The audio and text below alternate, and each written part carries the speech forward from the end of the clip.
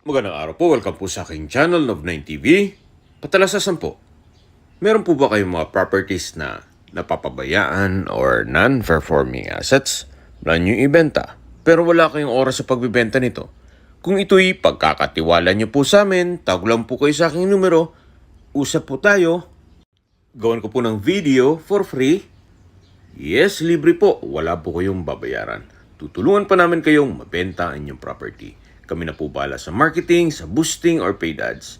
Even sa tripping, hindi na po kayo mapapagod sa pag-entertain ng mga buyers. Kami na po bahala sa lahat.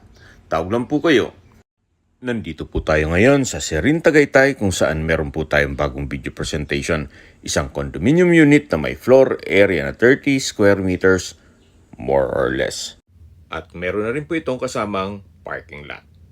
Ito po'y titulado, kaya wala po kayong maging problema sa documentation o sa transfer ng title. Ito na po ang unit na binebenta. Samahan niyo po ako, pasok po tayo. Ito po yung entrada at dito naman po yung toilet and bath kung saan maayos naman po ang toilet fixtures. Meron po itong bathroom sink, then bathroom cabinet with mirror. Meron pong wall-mounted na glass rack. Then, dito naman po yung hot and cold shower. Ito po yung naka-tile bathroom wall. At meron pong shower curtain na rin dito. Okay, lapas po tayo para check natin yung ibang parte nitong condo unit. At tungkol naman po sa mga gamit, siguro pag-usapan na lang ninyo ni owner. So, ito naman po ay studio type lang. Walang partitions, kaya maaliwas po, hindi po masikip. So dito rin po yung living area, dining area, at yung kitchen. Ito po ay well-maintained at ready for occupancy. Ang kulang na lang po dito, kayo at ang gamit nyo. Ito pong kitchen ay meron pong wall-mounted modular cabinet at meron pong stainless sink with faucet. Meron din pong space para sa kitchen utensils. At dito naman po yung bedroom side. So meron pong accordion para may privacy. At sa dulo po meron pong sliding glass windows. Okay, recap lang po tayo. Sa mga nag-skip po ng video, ito pong condo unit ay nasa Serin Tagaytay. At may floor area na 30 square meters more or less. Ang kagandahan po pag nag-acquire kayo ng isang condo unit dito sa Tagaytay, para pong araw-araw kayong nagbabakasyon. At kung sakali man na babalik kayo sa trabaho, pwede nyo po itong ipasok sa Airbnb para maging income generating. Hindi man ganun kabilis yung ROI o return of investment, pero kahit papano, hindi po tulog ang pera dito. Ito pong Serin Tagaytay ay meron pong mga resort type amenities. Sa ground level po, may adult and kiddie pool. Then meron pong game room, indoor gym, at play area.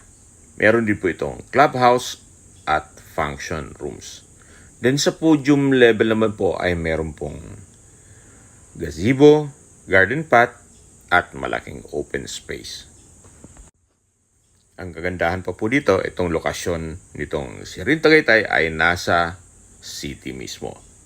Walking distance lang po ito mula Ayala Mall Serin, then sa Our Lady of Paris Church, sa Forum Mall, at iba pang business establishments. Malapit din po ito sa Tagaytay Hospital. Yan po yung lagi kong binabanggit sa aking video na dapat nyo i-consider sa paghanap ng property, yung meron pong malapit na hospital. Hindi ko pa po sinasabi sakitin kayo. Yan naman po for emergency purpose lang naman. So mula naman po sa Picnic Grove, ang distance is 8.7 kilometers at ang travel time is 17 minutes. Mula naman po sa Mahogany Market, ang distance is 3.7 kilometers at ang travel time is 5 minutes.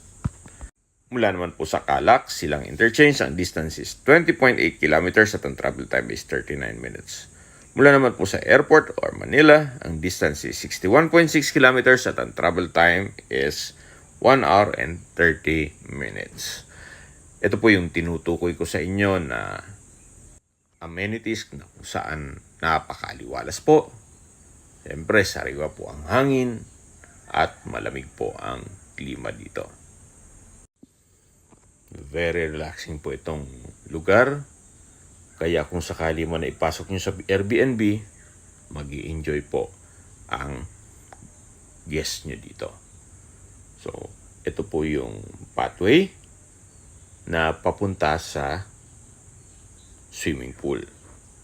At tungkol naman po sa public transportation, ito'y accessible. Gawa ng pagbaba po ng bus mula Manila,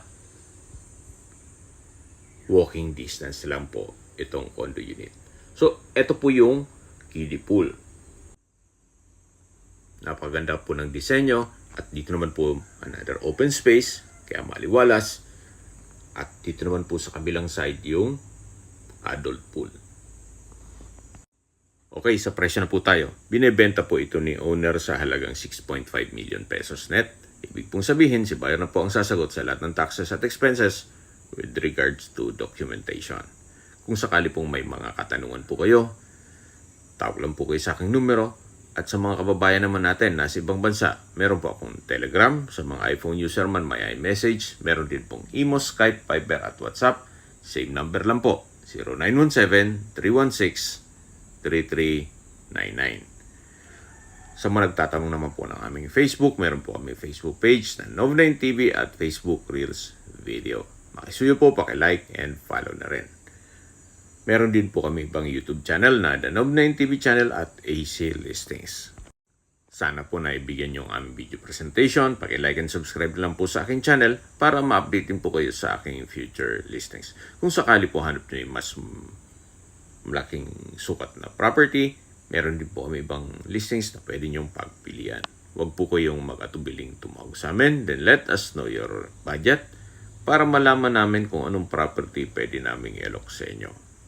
Sa lahat pong viewers, subscriber at nagtiwala sa amin, salamat po sa suporta. Ingat po kayo lagi at yung pamilya. Maraming salamat po. So, ito pong area na to ay yung palabas na ng parking.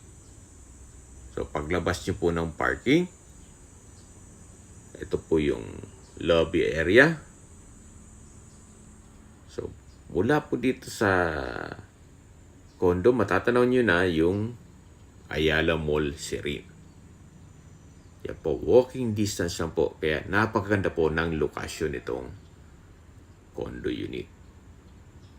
Very accessible po sa lahat. Nasa sentro po kayo ng Tagaytay.